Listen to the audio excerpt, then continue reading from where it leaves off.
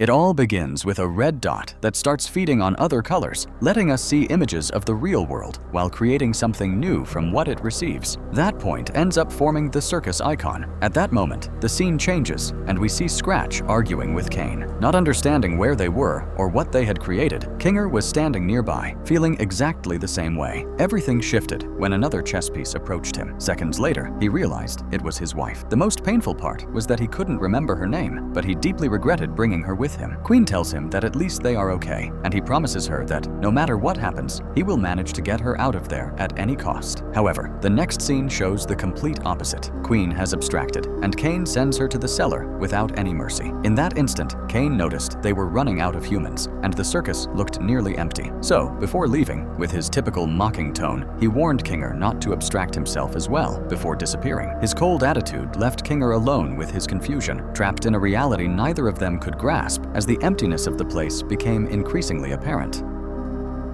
Completely alone in this huge place, Kinger wandered around until one afternoon, Ragatha appeared out of nowhere on stage, looking just as lost as the others. She only tried to tell her friends to help her remove the virtual reality headset, but nobody answered her. Only Kinger could hear her. He tried to introduce himself, but Caine appeared suddenly with a fake expression of surprise, realizing they had a new human in the circus. He acted very excited, welcoming her and telling her he would prepare something special for her. However, Ragatha felt scared, and when she tried to ask for help, she fell off the stage right into Kinger's arms. With a calm voice, he tried to ask her name, but she didn't remember it either. The scene shifts, and everyone is now in the lounge. After what happened in the button room, Jax is convinced he made the right decision by pressing the button to stay here. Laura reproaches him for being too foolish to press it so quickly. He should have consulted the others, but as always, he doesn't care about anything. In fact, right at this second, he is lying down with the same attitude he always has, while tension grows among the group, who watch the situation with increasing desperation and clear helplessness regarding their companion's reckless behavior towards their shared, uncertain fate.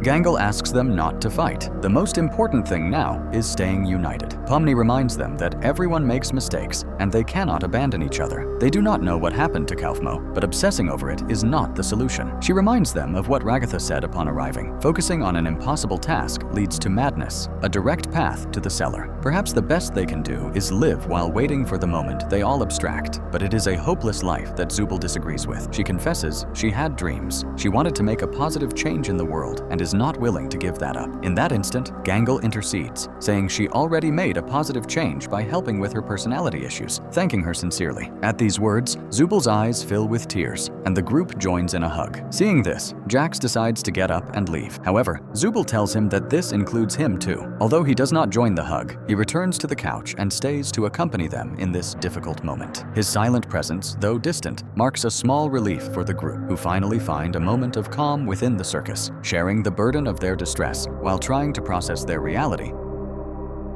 When Jax tries to act funny once again, Zubul tells him that he is truly unpleasant, but they are all in this together and must support each other. This makes Jax lower his guard. For the first time, he has no idea what to say, so he just drops onto the couch and tells them not to worry, because everything will turn out fine in the end. Meanwhile, Caine is thinking out loud, asking Bubble why, if he provides everything they could need, they keep looking for an exit or answers to irrelevant questions. He works hard creating adventures so they can enjoy their lives in the circus, but they are determined to leave. When he thinks about the possibility of being left alone, his attitude changes drastically. He begins revealing things we didn't know, such as the fact that there is a program that creates human bodies based on their files and way of thinking. But even that, which took him so long to develop, they hate. When Bubble says that humans would prefer to abstract themselves rather than continue joining his adventures, Caine starts thinking in a darker way. He accuses the humans of being broken, like a puzzle in need of repairs, until they can function in the perfect way he has always wanted. His frustration builds as he contemplates the idea of fixing them using methods that will inevitably change everyone's fate in that strange circus.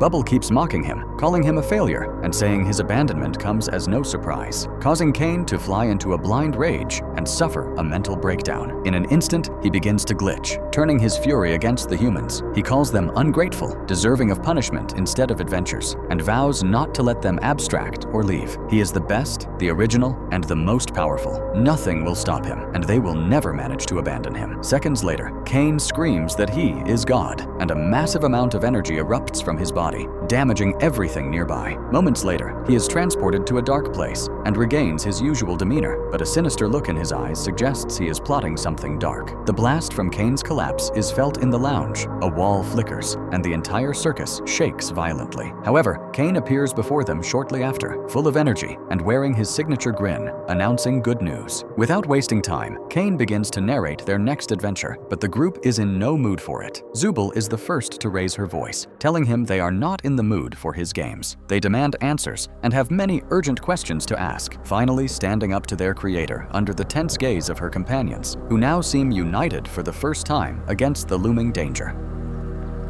When Pomni tries to refuse to participate, Caine uses his power to silence her and keeps explaining the huge adventure he has planned. As the group refuses to take a single step, Caine begins reciting what he thought before. They have no idea how obsessed he is with them having fun and everything in this place being perfect, and they value none of it. So he repeats for the umpteenth time that he has created a fabulous adventure for them and they should consider participating voluntarily and with a good attitude. When Zubul asks what would happen if they refuse, Caine snaps his fingers and the entire circus falls into complete darkness. 2 seconds later, he appears playing the piano and decides to explain through a song how things would be if they rejected him. The song talks about his authority and the indisputable power he holds over them. They cannot scream if they have no mouths, they cannot complain if they have no hands, and they will not be able to see a thing if they refuse to participate. Furthermore, his vast kindness is equaled only by his imagination for devising punishments and tortures they could suffer for the rest of eternity. And if there is anything worse than living in eternal darkness, he has plenty of time to come up with it. Faced with this brutal threat, the group realize their fate now rests solely in the hands of a creator who has become their ultimate jailer.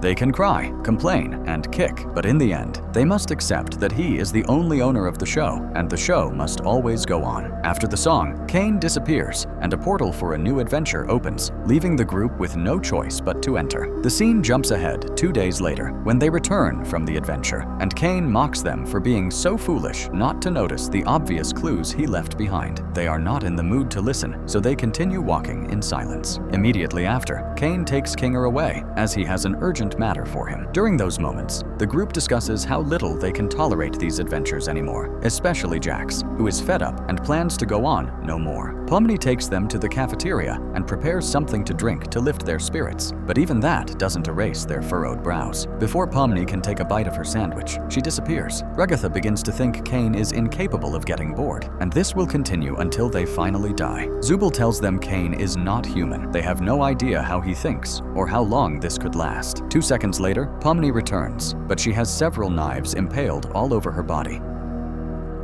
She is completely fed up and doesn't care what happens anymore. Seconds later, she spots a bucket on the floor. An idea forms, so she picks it up, places it on Kinger's head, and begs him not to take it off. They wait for an hour until Kinger speaks with total clarity, as if the darkness had returned something he had lost. In the shadows, Pomni asks him what he knows about Caine. He begins to recount vague memories of C&A, the company where he worked, which focused on artificial intelligence development, not games. His life's work was a creative AI, capable of developing its own ideas and executing them. Caine was the first prototype he could truly call successful. Although he doesn't recall his own real name, he was very proud of creating him. It is here that the team realizes Kinger is the key to everything. Kinger confesses that he received orders from a man whose name is hard to remember now, but whom he met inside the circus. Scratch. That man was a total genius and the mastermind behind it all. This revelation leaves the group in absolute shock, as they now know that the creator of their torturer is among them, hidden behind the guise of just another prisoner, waiting for the right moment to execute his final plan and perhaps reveal the truth that has kept them trapped in this digital nightmare.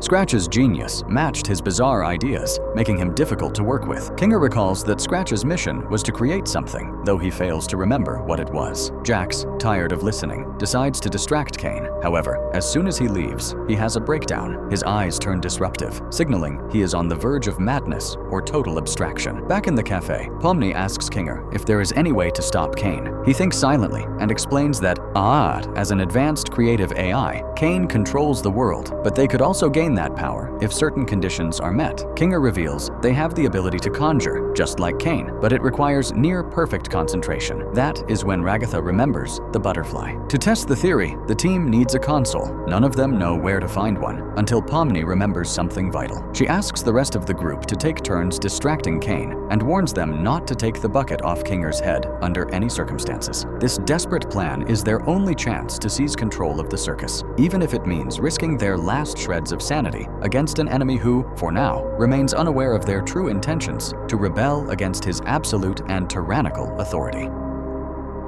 She heads out toward the circus, focusing intently on the exit door to reach the office area again. Meanwhile, Caine uses Jax as dental floss to pull cars and various objects from between his teeth. When Jax runs out of ideas, the rest of the team appears, offering a list of things they love about Caine. He decides to turn them into bowling pins and shoot them with a high-caliber missile. That sounds much more fun. Back with Pomni, she keeps crossing infinite doors until she finally reaches the cubicle site where she spotted the old console. The whole place starts shaking as she approaches. Before anything else can happen, she grabs the computer and rushes back to the circus. Once they manage to install the computer in a hidden spot, Kinger asks Pomni to go back and keep Caine distracted, warning that the moment they access the system, he might notice, which could go very wrong, very fast. Unfortunately, the plan goes to hell when Caine realizes he is being distracted and notices Kinger is nowhere to be found. His gaze turns icy and his smile vanishes, replaced by a contained fury that threatens to dismantle the entire circus. Time is running out, and the prisoners realize they have crossed a dangerous line, now facing the true nature of their jailer, who is ready to crush any rebellion before it is too late.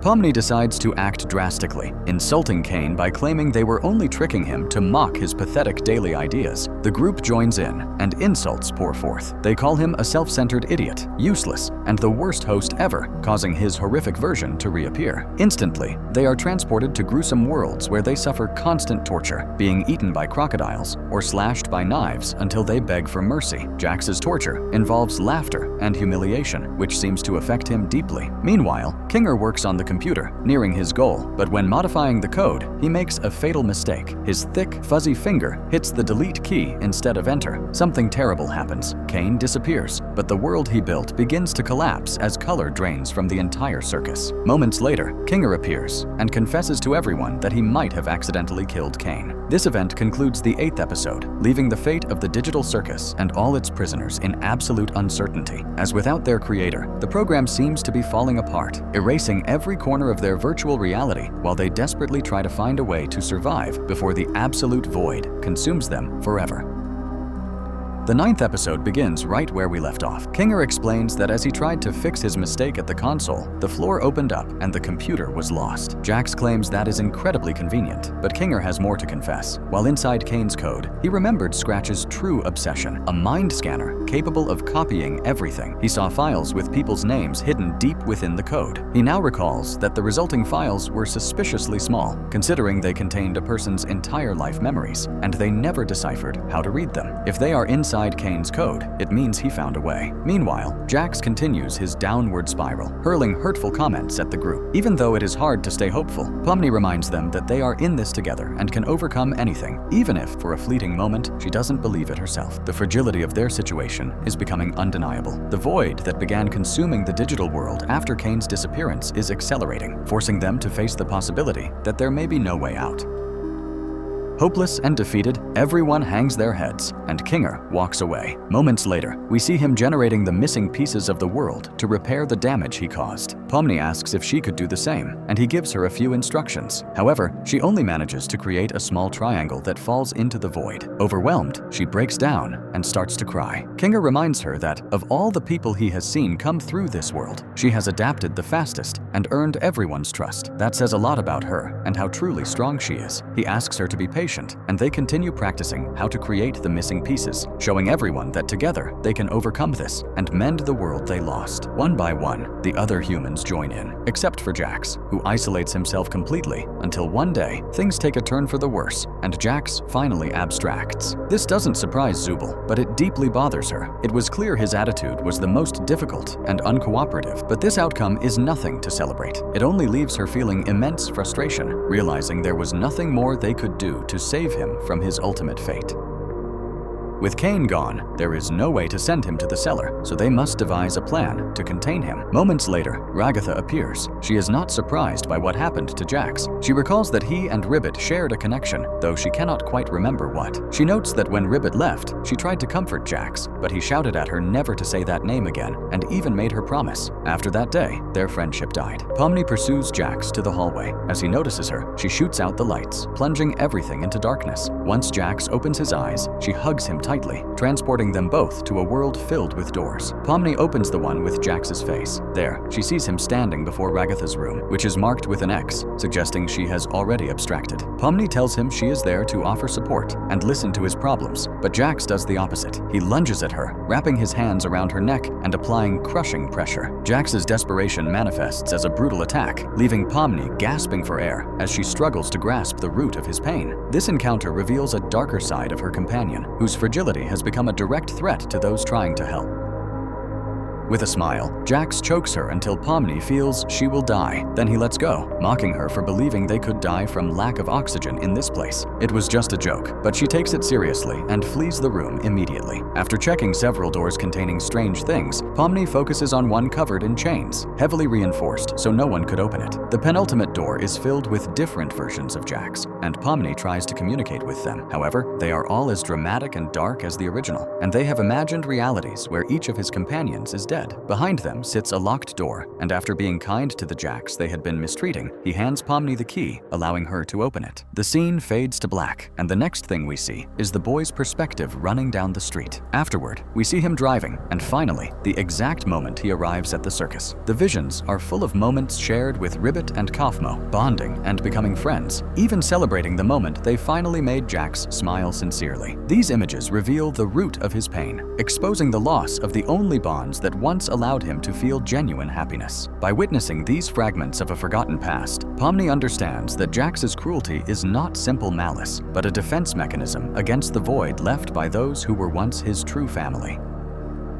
The series of scenes continues with Jax, Kaufmo, and Ribbit as best friends, laughing, sharing their days, and making this place much more pleasant. Until one night, Ribbit asks him the most important question of his life: if there was anything from the outside world he regretted and could not let go. Jax remains silent for a few seconds, and she starts by telling him that she cut her parents out of her life because they were strict Mormons who wouldn't let her live as she wanted. But now, she regrets distancing herself from them. She has always dreamed of seeing them again, but trapped in this place, it seems that will never happen. After a few glitches and strange moments, the scene resumes, and we see Jax telling Ribbit his greatest regret. He begins by saying he had a strange relationship with his parents. His father worked a lot and was never present, and his mother was not the affectionate type, so he grew used to being alone. After they separated, things changed for the worse. When he wanted to be affectionate with his mother, she told him he was unmanly, and when he was tough, she told him he was just like his father and would abandon her. They were always fighting, and she was never happy, acting erratically.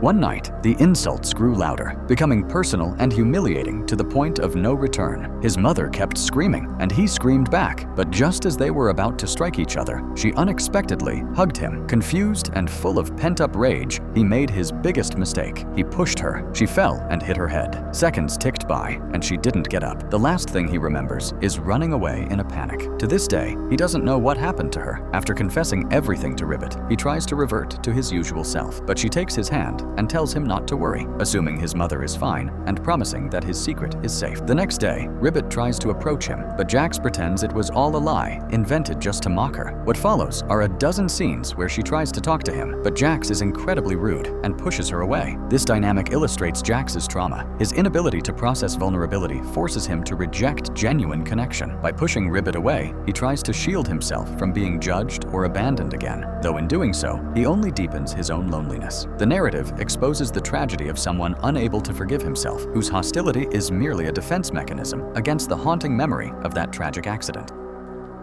Days later, they had a heated argument where he accused her of manipulating him to use his secrets against him, then threatened to hurt her if she told anyone else. The scene cuts to Ribbit's room, now marked with a red X, meaning she has abstracted. The scenes shift to the present. In their final talk, Kaufmo told him he might have found a way out. Fearing history would repeat itself, Jax treated him poorly, telling him to do whatever he wanted, until he found him abstracted in his room. As the visions end, Pomni appears in a pitch-black room where Jax stands in a corner, lamenting and repeating that he is a horrible person who deserves deserves no love, friendship, or anything at all. As seconds pass, Jax keeps insulting himself, claiming he wasn't supposed to be this way and that he deserves his fate. However, Pomni does exactly what his mother did in that difficult moment from his past. She hugs him. This gesture shatters the defenses he built over years. Jax, used to rejection and hostility as his only language, freezes at this display of selfless affection. Jax begins to hyperventilate. Just when it seems he will repeat his past mistake and push Pomni away, he wraps his arms around her instead. In that moment, everything lights up and he transforms into a bolt of energy. Amidst a rapid montage of happy memories, she tries to hold on to Jax, but a powerful force throws her back. The rest of the team arrives to save her, telling her she won't face this alone. They manage to pull Jax into a tent, where the darkness finally calms him down. With the lounge repaired, the team reunites, but they now face a new crisis. Pomni won't stop glitching, which could spell trouble later on. At the same time, we see Caine in the void, lamenting his cruelty and realizing he should have handled things differently. The void reveals a door to him. Caine does his best to reach it, creating various geometric shapes that allow him to close the distance. Crucially, the path only reveals itself as he accepts his mistakes. This forced redemption suggests that even though the creator has fallen, his journey toward atonement is just beginning, offering a glimmer of hope for a broken circus.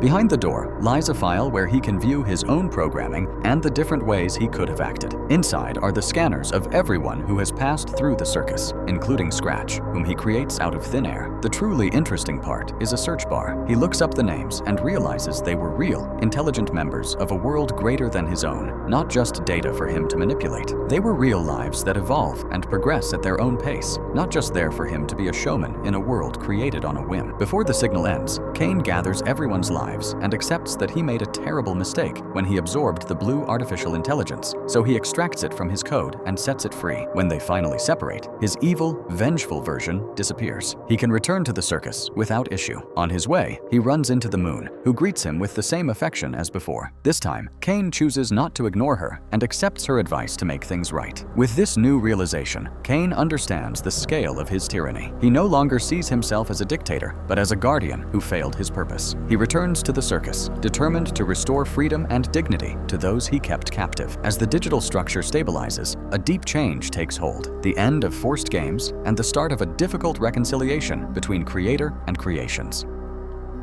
Caine's next move is to fix Pomni, after which he approaches them to confess everything he has experienced. He reveals that he now knows things he didn't before, that they are not just data in a file for his use, but individuals with a much greater existence, and he wants them to see it too. He asks them to go to the stage, where he has prepared a small screen to show them the truth. When the projector turns on, the first thing they see is a photo of Abigail Brooks, who turns out to be Pomni. In the real world, she is an accountant who has recently discovered a love for photography, travels with friends, and writes blogs. As for Ragatha, her real name is Susie Ackerman. She is a horse enthusiast with a successful career in real estate, known for being a very centered and capable person. Gangle's real name is Zoe Raghavan. After recovering from an accident in the hospital, she became a designer and runs a highly successful channel where she posts her work and her passion for webcomics. When it comes to Zubul, we discover her name is Rayleigh Bursalis. She owns a very successful bar where every night hundreds of people create memories and post them on her website.